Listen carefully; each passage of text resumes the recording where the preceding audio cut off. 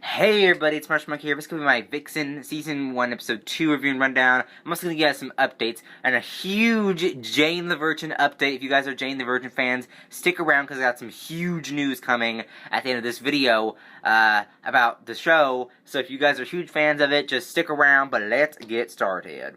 Okay, so, yeah, this episode of Vixen was really great. I feel like, it's the whole origin thing. We got the superhero journey. First, we gotta meet the hero and the people that are important to the hero's story, foster father of Vixen, and then, it's just kind of like, now we get the powers in Season 2, or not Season 2, Episode 2. Now we get our powers. Now we learn about them, now we gotta find out what they are, and I feel like that, the whole origin story of heroes, I'm really tired of it. I'm really, really tired of the whole origin thing, and everybody pretty much is. There was Spider-Man, Fantastic Four, just Batman.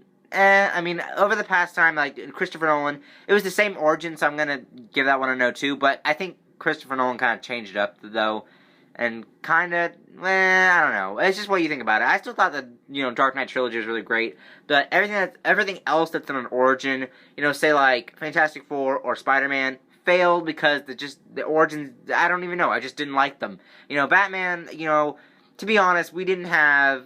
It was kind of like a long time, because I think it was like a decade apart from Batman, so pretty much, we've been waiting for Batman to be reintroduced. So that one was kind of a given. I'm going to give that one to that. Superman, again, another one, Man of Steel that kind of just Superman movies had not been there in a long time, so they had to do, Superman again, and also that was kind of doing their whole universe too, like Zack Snyder couldn't have done a universe if they didn't introduce a hero with an origin, so obviously that, all that stuff, pretty much, yeah.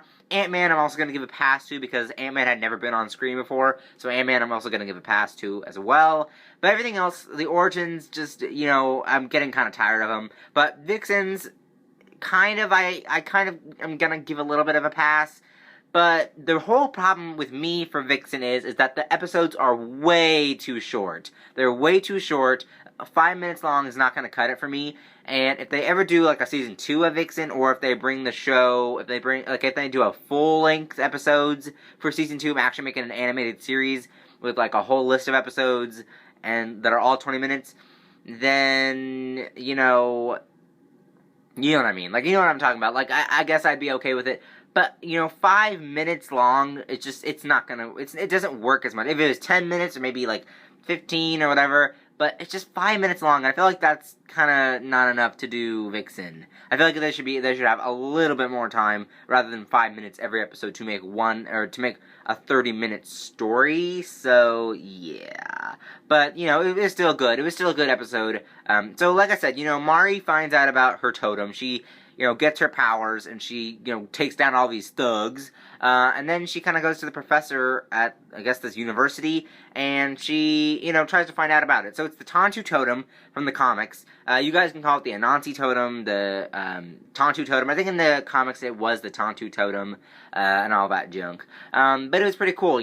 We got to see her powers in action, and, we learned a little bit more about the Tantu Totem this time. We got a flashback with young Mari and her foster mother, with the totem and all that stuff, how she got the totem, how the totem was put into her possession, and, kind of learning about the totem. I think that was the whole episode. This episode was learning about the totem, and also Mari learning a little bit about the totem, as the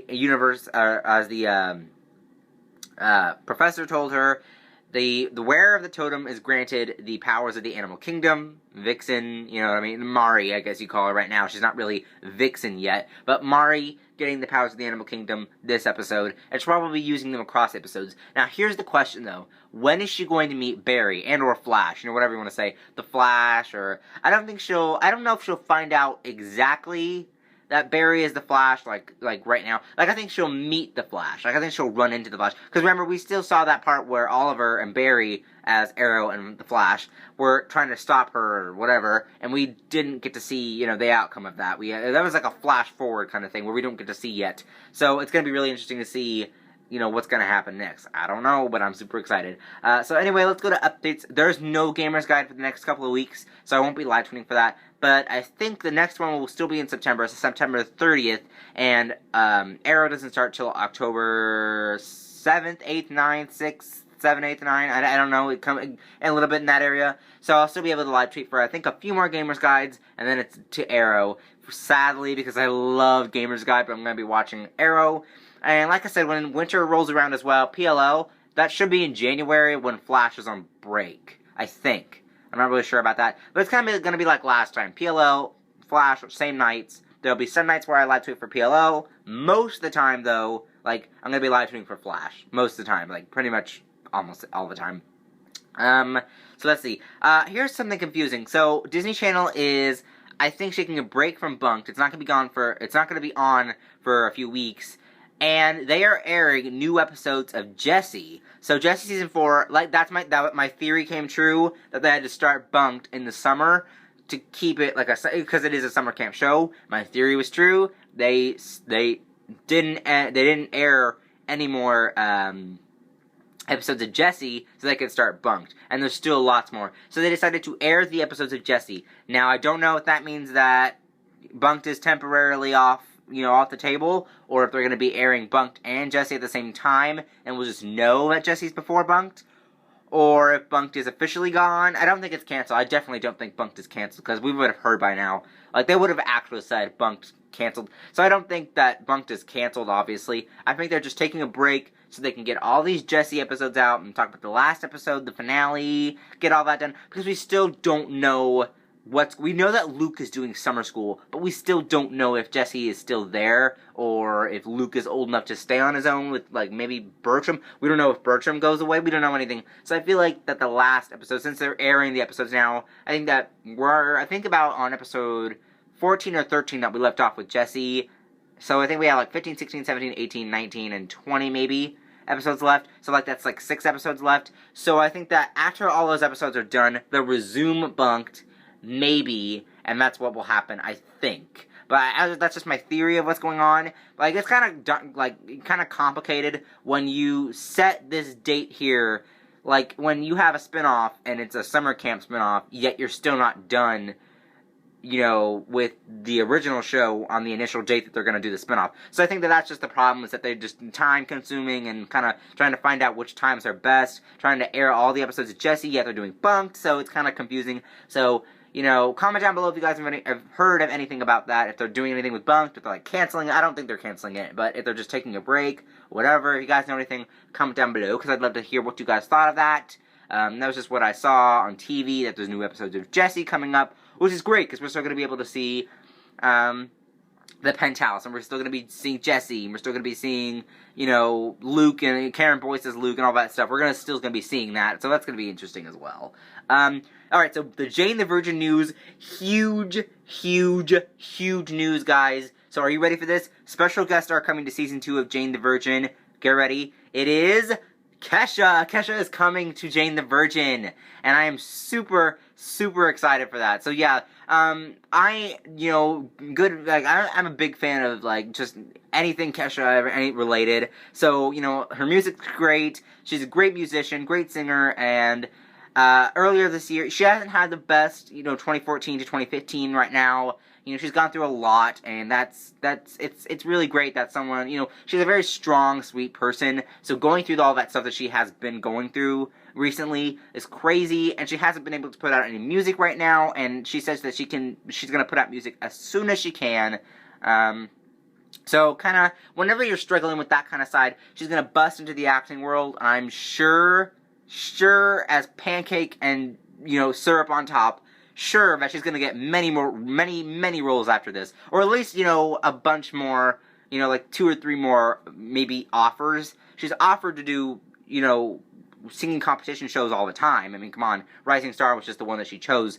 But, I think that once she does acting and kind of breaks into that world, like that acting, world, I think that she'll get lots more offers. But the story is that she's breaking into the acting world because she took acting lessons earlier this year for comedy and drama. And, this is the first thing that she got. So I'm actually catching up on Jane the Virgin. I'm on Season 1 episode Juan, guys. And I am trying to watch every episode of Season 1 so I can get ready for Season 2 and just watch Kesha on the screen. Britney Spears is also coming to Season 2, but she's going to be playing herself. So Kesha's going to be playing a character named Annabelle, who is the neighbor of Jane, and she's not a baby person. You know, Annabelle's not a baby person. So it'll be fun to see what happens with that. Like, it'll be fun to see Kesha on TV as a character that she's playing. It'll be really, really fun to see what's kind of happening. So, you know, comment down below what you guys think about that. I just think it's the most amazing thing ever.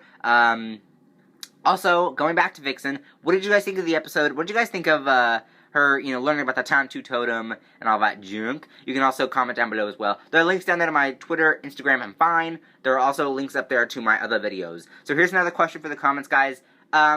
If you had to choose, like, if Jane the Virgin wasn't on the CW and Kesha didn't get this job, what CW show would you want her to go in other than Jane the Virgin? I feel like it'd be weird if she's, like, on The Flash or something. That'd be just crazy. But I'm super blown away by this news, you know. So don't forget to comment down below about all the stuff, like Vixen, this episode, and also Kesha on Jane the Virgin.